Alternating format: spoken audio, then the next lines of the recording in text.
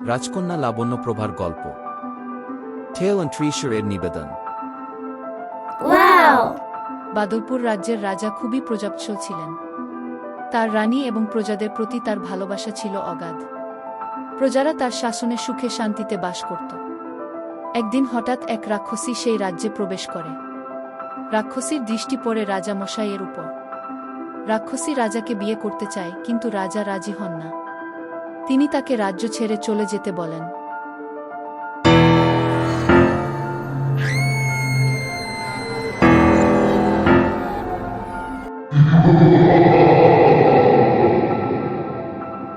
রাক্ষসী রেগে গিয়ে প্রতিশোধ নেওয়ার জন্য রাজা মশাইয়ের একমাত্র কন্যা রাজকন্যা লাবণ্যপ্রভাকে অপহরণ করে নিয়ে যায়। রাজা গভীর দুঃখে পড়েন। তিনি রাজ্যের ঘোষণা করান যে যেই ব্যক্তি রাজকন্যাকে উদ্ধার করে আনতে পারবে, রাজা তার সাথে রাজকন্যার বিয়ে দেবেন। দিন যায়, মাস যায়, কিন্তু রাজকন্যার কোনো খোঁজ মেলে না। কেউই তাকে উদ্ধার করতে পারে না।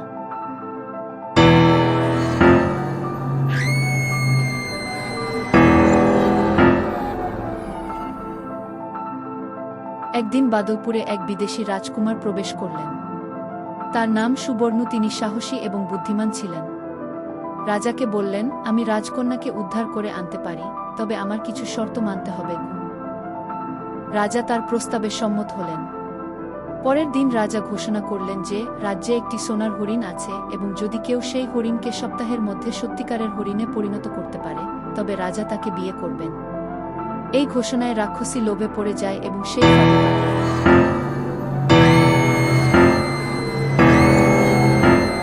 এরপর রাজা মশাই এবং সুবর্ণ কুমার রাজ্যের সব বীর যোদ্ধাদের ডেকে এনে এক শক্তিশালী সেনাদল গঠন করেন।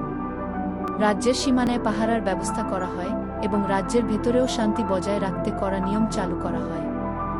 সুবর্ণ কুমার নিজে রাজ্যের সেনাপতি হিসেবে দায়িত্ব নেন এবং রানী লাবণ্যপ্রভা রাজ্যের প্রজাদের সেবায় মনোনিবেশ করেন। কিন্তু সুবর্ণ কুমারের মনে ছিল আরও কিছু প্রশ্ন। তিনি ভাবতে লাগলেন, রাক্ষসী কেন এত সহজে ফাঁদে পা দিল? তার ভেতরে নিশ্চয়ই আরও কোনো রহস্য আছে। একদিন রাতে তিনি রাজা মশাইয়ের সাথে কথা বলতে যান।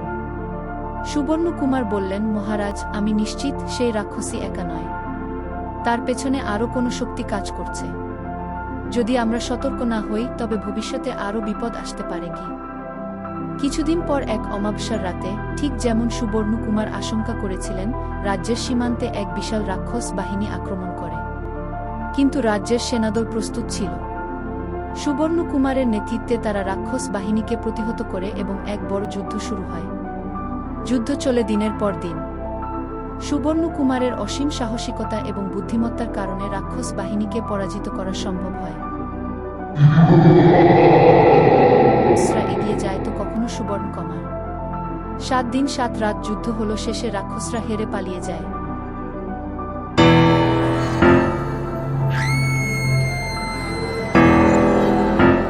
বাদলপুর রাজ্যে সুবর্ণ কুমার ও রাজকন্যা লাবণ্যপ্রভার বিয়ে সম্পন্ন হওয়ার পর রাজ্যে খুশির বন্যা বয়ে যায়। রাজা মশাই বড় এক উৎসবের আয়োজন করেন, যেখানে প্রজাদের জন্য নানা রকমের খাবার, খেলাধুলা এবং নাচগানের ব্যবস্থা করা হয়। রাজকন্যার ফিরে আসায় প্রজারা আনন্দে মেতে ওঠে। রাজ্যের প্রতিটি কোণায় সাজসজ্জা করা হয় এবং মন্দিরে দেবতার পুজো দেওয়া হয় রাজকন্যার মঙ্গল কামনায়। যুদ্ধ শেষে বাদলপুর রাজ্য আবারও শান্তিতে ফিরে আসে। রাজা মশাই সুবর্ণ কুমারকে রাজ্যের প্রধান উপদেষ্টা হিসেবে নিযুক্ত করেন এবং প্রজারা তাকে বীর হিসেবে সম্মান জানায়।